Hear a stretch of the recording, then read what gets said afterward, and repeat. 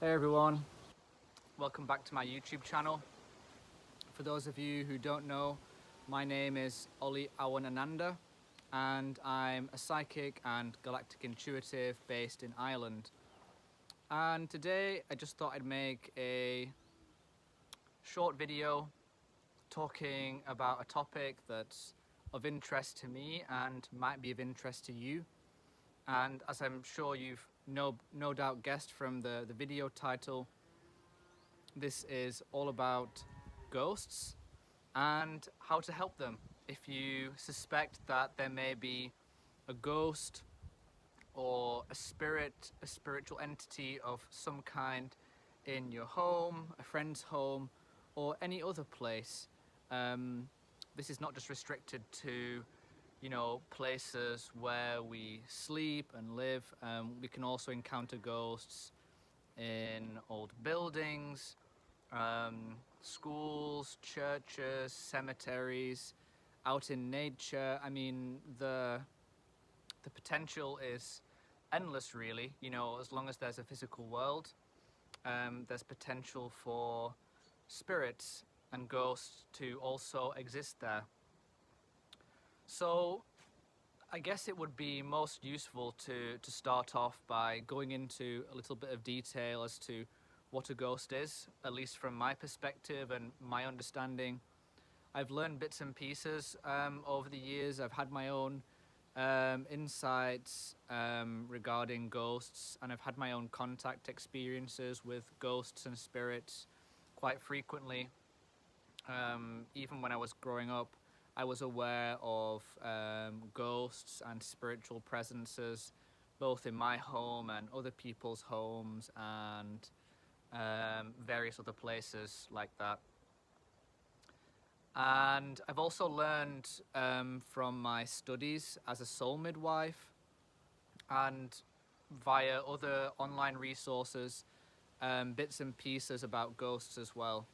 So my understanding, when it all comes together, is that a ghost would be a human being that has deceased, died, and has not been able to successfully pass over and transition to the other side.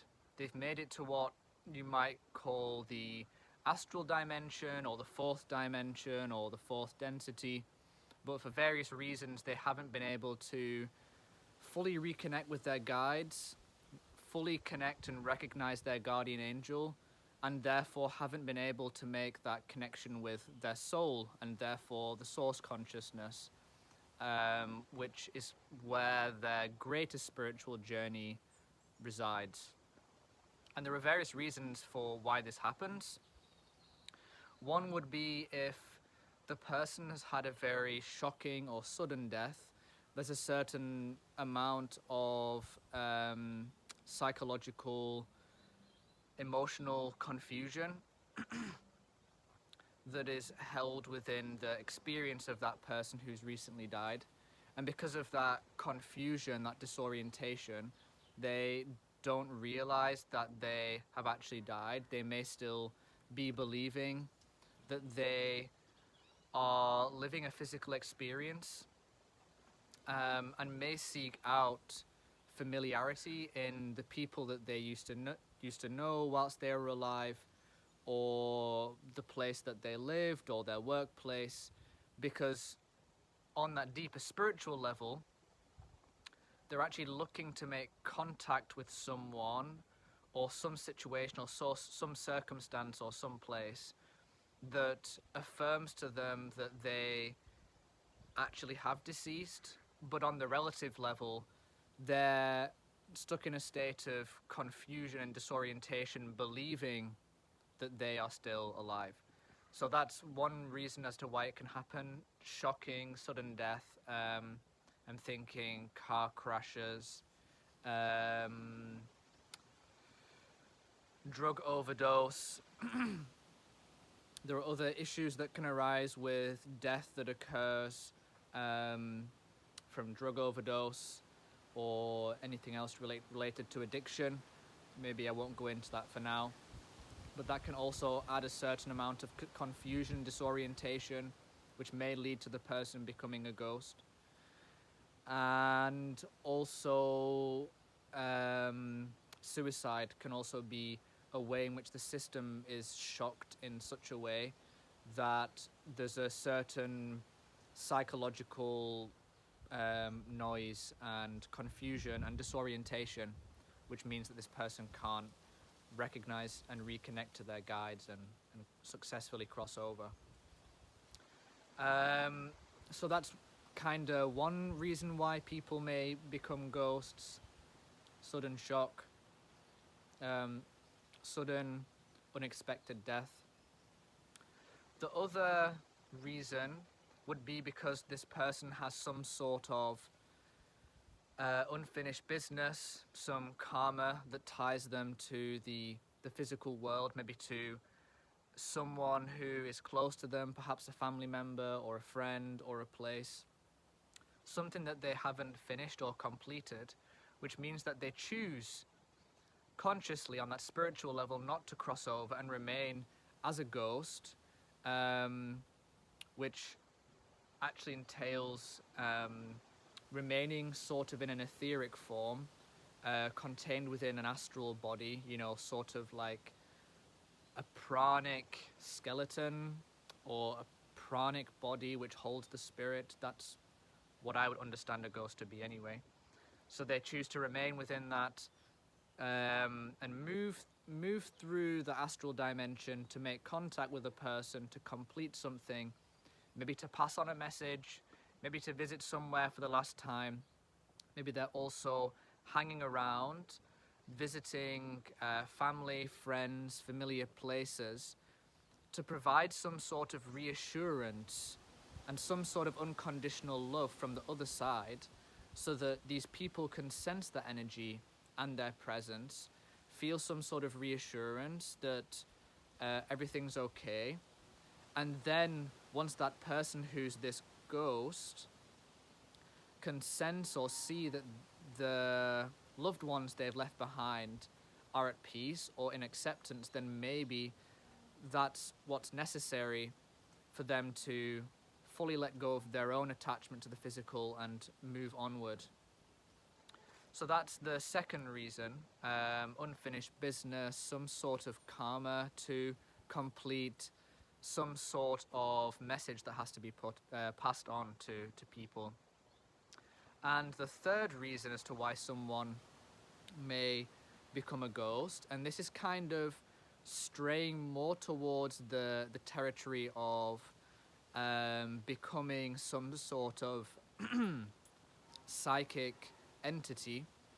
I'm sure you've heard of entity attachment or psychic attack, or even demonic possession, which is not really what demonic possession is when we're talking about entities, and it's really not something as serious as people would make out. But the third reason that a person would become a ghost is because they've accumulated such negativity within their life, negative mental energy, negative emotional energy. You could say this was a very toxic person, someone who was very hateful, very bitter. Maybe they had committed some dark acts or deeds during their lifetime. Someone who would actively want to hurt other people or manipulate other people or take advantage. You know, we're talking about that sort of level of negativity and darkness. Some people, when they die, because there's such malevolence within them, they want to perpetuate that suffering, that negativity, by carrying it on the other side, by remaining in the fourth dimension, going to places or choosing people to pester and annoy, because they get some sort of like sick kick or thrill from doing that. And over time, what would initially have been some sort of ghost that this person became would become what you might call, in like the spiritual, esoteric terminology, an entity, or an astral entity, or a psychic parasite. which I won't go into today as to what that is. I do plan on making a future video where I talk about entities and entity attachment and what to do to remedy this and how to even help, because in many cases the spiritual essence, the core, the Christ spark within that human being that became the ghost, then became the entity, is still there, and there's ways to help and also clear your own field, but that's for another video. So that's the third reason why someone may become a ghost, because of malevolence. And I would say this is the rare case. The first two are more common, and in the first two cases, these people remain as ghosts for significantly less time in our understanding of time. Although there are some rare cases where the disorientation is so severe, or the confusion is so severe, that this person may remain in the astral dimension for a period of time until someone is psychic enough or sensitive enough to pick their presence up and then help them, which is what I'd like to talk about now, actually. How to help a ghost or a person, a spirit, if you will, to transition to the other side and reconnect with their guides, their guardian angel, and make that step on their journey towards full liberation from the human experience. So of course, in some cases, like I said, ghosts and spirits, they actually have a reason for being a ghost or a spirit. They actually have a plan, so to speak, and then they'll connect with their guides when they're ready. But in the case where there's someone who's in a state of confusion, and maybe you've been picking up a ghost, or things have been happening around you, people, or how do I say this? Things have been happening in your home where you pick up a subtle residual background energy, changing sensations, bodily sensations, changing between hot and cold. Generally, I would just say feeling as if there's a presence of another person there. First of all, I would absolutely advise not to worry. In 99% of the cases, this is nothing to fear. In fact, in all cases, it's nothing to fear. But in most cases, there's nothing malevolent or untoward that's meant to happen or going to happen because of this. But if you do sense a presence, this could be a ghost or a spirit that's looking for your help to transition, to make that connection with their guides. And there's a few methods that I've come across and worked with myself over the years that can be really helpful and beneficial to be of assistance in this way. So one method is just the most direct method, where basically, from your heart, your soul, your beingness, just establish a connection, just internally or vocally. You can vocalize, acknowledge that person, introduce yourself. Hello, my name is whatever, whatever your name is. My name is Ollie, my name is Lucy, my name is Rebecca, my name is David. And that you're here as a benevolent presence. Is there anything I can help you with? Are you in need of assistance?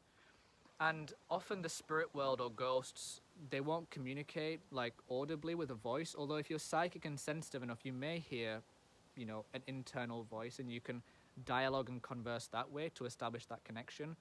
But I would always advise and recommend going in with unconditional love, acceptance and benevolence and peace. And once you've established that connection, just affirm to that person, you may not be aware that you have died, that you have deceased, but I am here as God's witness to acknowledge to you and let you know that you have in fact died, and it's time for you to cross over. And you may feel and wait for a response in that moment. Most of the time you're going to get a positive response, a positive feeling response, like a warm feeling, maybe some sort of warm feeling in your heart as they have that realization. And then it's just a case of calling in that person's guides, I invoke the spirit guides of this this soul, this person, this human being, I invoke the presence of their guardian angel, and I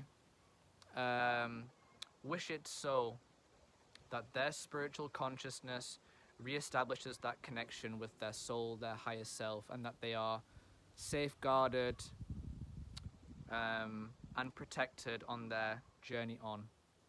So that's kind of the most basic method. It's establishing that connection, that heart-to-heart connection, you know, feeling with unconditional love the presence of that spirit, that person, which is in your home, a place that you know. Maybe it's even the sense that it's a loved one or someone who's died recently, who's known to you, a friend even, and you feel their presence that is kind of around, hanging around. It's just that acknowledgement can do so much, and letting that person know that you love them, even if it's not someone that's close to you, it may be someone that's close to you, it may not be, and passing on that message of assurance and confirmation that they've in fact died, and it's time for them to cross over now. It's time for them to leave and let go of the worldly attachments. Bringing in the guides, calling in their guardian angel, and invoking that connection to their soul, to the source, their higher self, and calling upon protection and love for their journey on. So that's kind of the first method, which I would say is going to be the most useful and effective in cases where it's not so disruptive or disturbing. You know, you're not having things happening in your home that you're not comfortable with, or you're not feeling any negativity or malice towards yourself. You're just sensing a spiritual presence that's around, maybe known or unknown to you. That's the most effective method that I've found anyway. And another method that I'll go into is a very simple method, which is kind of universal, and it should work in most cases, even if the spirit or the ghost is not so benevolent towards you. Maybe you're picking up some negativity in your home or around your energy field, or anything like that. And this method is one that uses water, the element of water. So what I would advise is, if you go to a river, a fresh source of water that's of the earth, not from your tap, no water that's been chemically treated or anything like that. You can use bottled spring water, that's very good, but even more effective would be, clean sourced river water, or if there's a clean lake nearby, or in the cases where you live and you get your water from a ground sourced well, where the well has been tested and it's pure and clean. You can also use water from your taps in that case. So what I would advise is you get your bowl of water and you invoke within yourself, from presence, from being connected to unconditional love, you invoke that this water become a sacred container for any and all spirits that are residing in my energy field, or in my home, or in this place of residence at this time. You invoke that the water act as that sacred container. And water is an incredibly intelligent molecule. It holds all the memory of all time, of all experience on this planet, and it also has the love and the light and the frequency of Gaia also encoded in there. So it's an incredibly adaptive, versatile molecule and element to work with. So it will often conform to what you command it to do for you. So you can use water for self-healing, but that's another video. So you're invoking this command for the water to be this sacred container for any and all spirits in my energy field, in my home, this place of residence. And as you do that, you know, wait, make that connection until you feel like something has kind of been set, like an intention. And then it's as simple as walking around your home with this bowl of water in both of your hands in front of you, and